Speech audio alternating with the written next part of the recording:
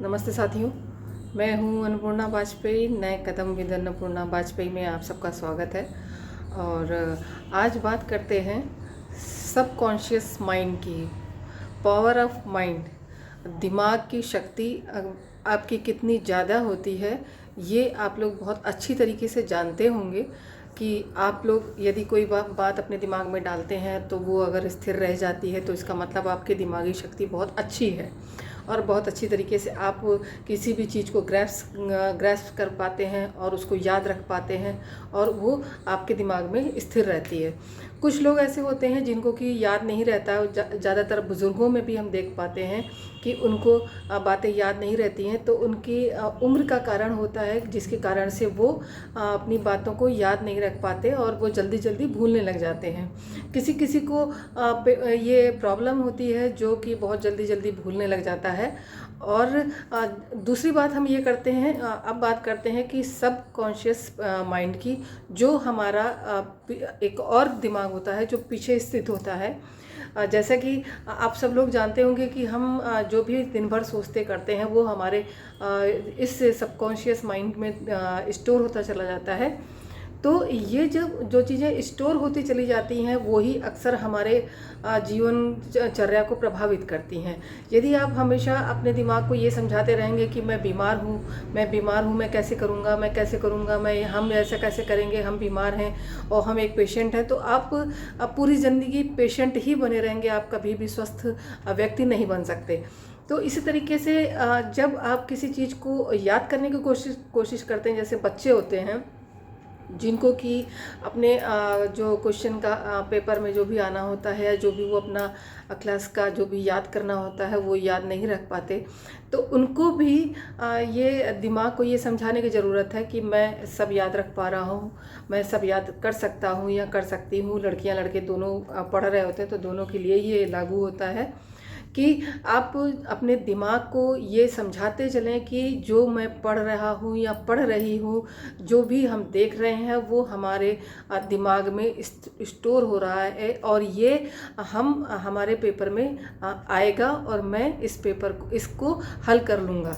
तो इस तरीके की जब बातें चीज़ें आपने दिमाग में स्टोर कर लेते हैं, स्थिर कर लेते हैं, तो वो आपको वो सारी चीज़ें स्थिर रखता है और वो आपके आगे काम आती हैं। तो इसी तरीके से जैसे मान लीजिए आप कभी ऐसा होता है कि जब से सुबह आपको बहुत जल्दी जगना होता है तो आपका दिमाग काम कर रहा होता है कि मुझे सुबह जल्दी उठना है। कई बार होता है अलार्म लगाते नहीं उठ पाते, तो आप प्रैक्टिकल आजमा कर देखिएगा। मेरी अपनी आजमाई हुई बात है कि मैं अपने दिमाग को बोल देती हूँ कि मुझे सुबह सो के जल्दी उठना है, मैं सुबह इतने बजे उठना है, मैं उठ जाऊँगी। तो मैं 4 बजे से पहले मेरी आँख खुल जाती है और मैं उठ जाती हूँ। तो इसको इस तरीके से समझ लीजिए कि सफलता यदि हमें चाहिए तो हमको अपने दिमाग को ये समझाना पड़ता है कि हम जो है अपना दिमाग को ये क्लियर रखें कि हमें सफलता मिलेगी। एक दिन हम सफल होंगे, एक दिन हम सफल होंगे, तो अवश्य हम सफल होते हैं। उसी तरीके से हम अपने दिमाग को ये समझा के रखें हम स्वस्थ हैं, हम स्वस्थ हैं और हम स्वस्थ रहेंगे तो हम स्वस्थ रहते हैं और स्वस्थ ही रहेंगे। उसी तरीके से हम अपने दिमाग को ये समझा के रखते हैं कि हम ईश्वर की ताकत है, हम ईश्वर के बंदे हैं और हमें ईश्वर के काम के लिए भेजा गया है, तो हम गलत कोई काम नहीं करेंगे। और ये दिमाग को पता रहता है कि हमें कोई गलत काम नहीं करना होता है, तो वो गलत काम कभी नहीं करता।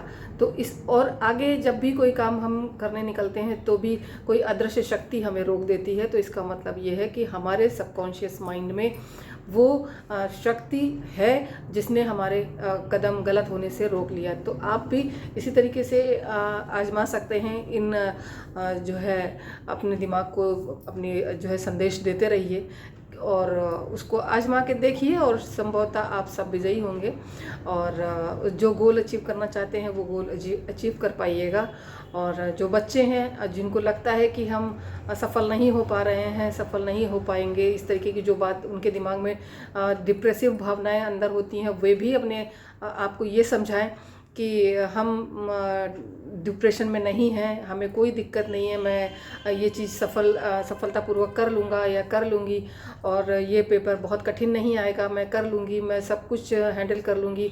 तो ये सारी बातें जब अपने दिमाग को बच्चे समझाते रहते हैं तो वे अवश्य ही वो पेपर संभवतः हल कर पाते हैं और जो है अपनी असफलता को पाते हैं।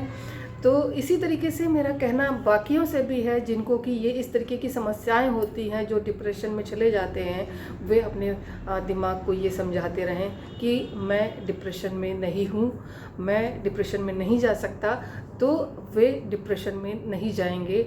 इसी तरीके से जो व्यक्ति दूसरों की सफलता से जल रहा होता है वो ये कहे, वो ये सोचे कि वो सफल है तो मैं भी सफल व्यक्ति हूँ। अपने आप को ये समझाते रहिए कि मैं भी सफल हूँ। अगर वो सफल होता जा रहा है तो उसकी सफलता से आप जलिएगा तो जीवन भर आप कभी सफल नहीं हो सकते।